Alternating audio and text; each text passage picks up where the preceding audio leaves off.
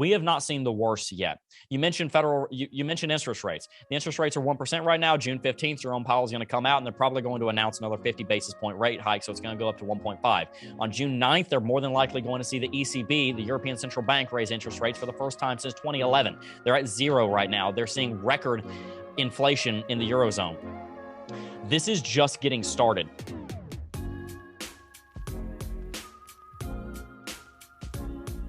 All right. Welcome back, everybody, to Altcoin Daily. My name's Austin, here with technical analyst, fundamental analyst, returning friend of the channel, Crypto Jebb. How are you doing, Austin? Thank you so much for having me on. I'm so grateful to be here. Dude, thank you for joining me in this volatile market. I want to get your take. Just as a reminder, though, for the folks at home, you're a technical analyst, fundamental analyst. What is your background with crypto? Well, coming up here in about a month and a half, I will have been in crypto for 5 years. So I got in July 31st, 2017, to be exact. I've been running a YouTube channel called the Crypto Jebb YouTube channel since November 16th of 2017. We do technical analysis on big cap cryptos, and we do a morning show at 10 a.m. Eastern every single weekday called Coffee and Crypto, where myself and my co-host Tim break down the latest in the technical, on-chain, and fundamental spaces here in the cryptocurrency space. So we talk a lot about the Federal Reserve. We talk a lot about interest rates and how that impacts Bitcoin. We kind of tie geopolitics and mindset and all of that into how to actually read the market, so that you're not only learning the tools, but you're also learning how to be the person who can properly wield the tools to profit in crypto. Sounds like you're the perfect man to talk to then, because I have questions. Thank you. Okay. I have answers, even if the answers I don't know. All right, perfect. And by the way, the links for Crypto Jebb are down below. Check them out. But first question, Jebb, have we bottomed Bitcoin? I don't think so. No, I don't think so at all. I think the bottom is going to be $22,500. And the reason I think that is because the last 3 times that we saw major bottoms on Bitcoin in 2014, the end of 2018, early 2019, and the very beginning of 2020, we bottomed out on something called the 200 weekly simple moving average. Back in 2014, that was sitting around $200 to $300. I know, believe it or not, that was a bottom for Bitcoin at one point. The next time we bottomed out on that was at the very end of December 2018, January of 2019. We bottomed out at $3,000. Then at the bottom, around March or so of 2020, when the thing that shall not be talked about on YouTube happened, Bitcoin bottomed out around $4,000 on this exact same moving average. It looks like Bitcoin's going to bottom out there again. It's currently sitting at $22,500. I also believe that we're in a 1, 2, 3, 4, 5 Bitcoin bear market right now. This little bounce that we've seen from lows around 28, around 26, up to where we are right now at time of recording around 31, that could take us up to about 38 in the second corrective wave of that Elliott wave bear market. Then we would have a third primary wave, wave 5, push us all the way back down to $22,500. That's just one technical and one reason why I think that we have couple dozen based on technicals, on-chain, and fundamentals. But I do think that you're going to see quite significantly lower Bitcoin over the next 6 months than you see right now. And that's a good thing, because it means that people are going to have great buying opportunities for the greatest solution to one of the biggest problems humanity has ever faced. And that's the never-ending devaluation of our currency. So other than the dollar cost average strategy, which is what I do, put in some to Bitcoin every 4 weeks, whenever it is. Other than that, you're saying this is sort of a bull trap. Now is not a good time to go all into Bitcoin because of the macro factors. I would say that it's definitely a bull trap. I wouldn't necessarily go so far as to say it's not a good time, because for example, I bought some Cardano down here, but I also bought some Cardano at $1.20. I didn't sell it and start and saying, oh, I'm going to try and buy back in lower, because I can predict the future and we can be pretty confident in what we're saying about the future, but we don't have a crystal ball. I don't have a DeLorean. I don't have a fancy hot tub, and I certainly don't have a magic 8 ball. I can't tell you for sure what's going to happen 6 months from now. I can predict with a lot of likelihood what's going to happen 6 months from now, but I'm okay with that purchase at 120 on Cardano. And somebody might say, but Jebb, it's trading at 60 cents right now. You're crazy. You're down 50%. I know. And I think it's going to go to $30 by the end of the decade. So I'm not worried about it. The same thing on Bitcoin. I wouldn't necessarily say don't get into it right now. I would say if you do get into it, understand it might lose half of its value before you start seeing a return on it. If you do buy Bitcoin at $31,000, understand that you could see it go down to 22 and lose 30%, 35% of its value. But if you're looking at what the low will be in 5 years from now, people are going to be saying, oh, poor you, you got it at 31 instead of 22. I'm trying to buy at $300,000. I wouldn't be too worried about it if you're going to hold for 5 or 10 years. But I do agree with the first part of your question. I do believe that this is a bull trap at the moment. Yeah. So, and you kind of just touched on some of this. I want to talk about Bitcoin towards the end of 2022. Do you see, the Fed's actions? Maybe they ease up on some of those rate hikes towards the end of the year. Like, what will cause Bitcoin to go back into that bull territory? Well, here's the thing. We have seen the supply of the US dollar basically double in the last 2 years. And so far, we may be seeing reported from CPI data about 12% inflation ever since the beginning of that, which shall not be named on YouTube, that started in December of 19, moving through Q1 of 2020. All of that. Yes, I don't know if I could say it on your channel or not. You can't say the other word. You can't say the other word, but you can say pandemic now. So there you go. Either way, whenever the pandemic started, we saw the money supply in the US nearly double. Didn't quite get there. The numbers are confusing. It's hard to find the exact number, but nearly double. We have not seen inflation to match that. A lot of economists will come out and say, oh, yes, but the supply chain is also something that impacts the inflation. So if you just double the currency supply, that doesn't necessarily mean that you're going to cut the value of the currency in half, because there's a lot of other factors. Well, here's the problem. None of those other factors are helping the situation. The supply chain is in absolute turmoil.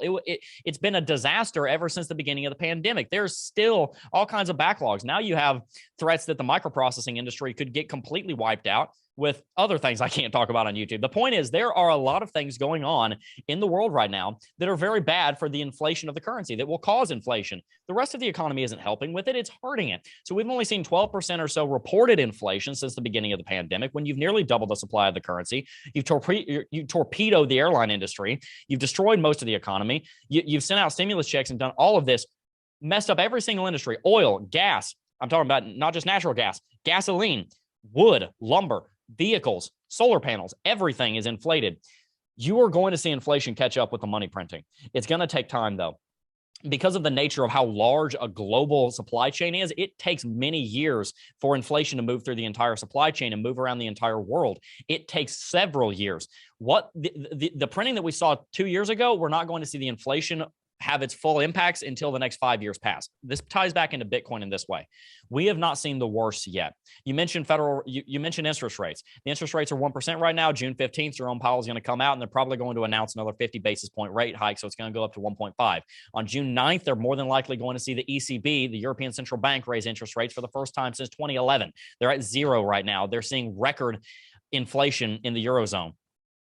This is just getting started. You can't see 8% inflation in the Eurozone, 12% inflation in the United States, double the currency supply, and say that we're done with inflation. Janet Yellen came back and apologized for saying that inflation was transient, because it's not. This is here to stay for several years, folks. And the only place that you're going to be safe is in Bitcoin. The problem is, short term, when you torpedo the economy, yeah, that does prove the use case of Bitcoin, but nobody can afford to jump ship. Nobody can afford to get over to the ship of Bitcoin.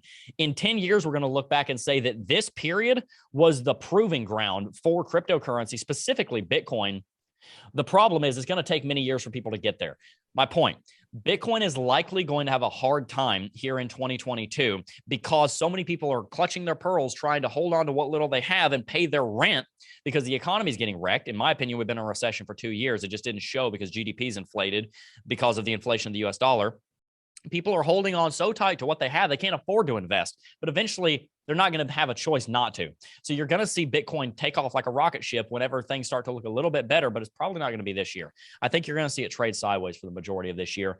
And you'll see a lot of the bullish effects of this on Bitcoin moving into the next 2 to 3.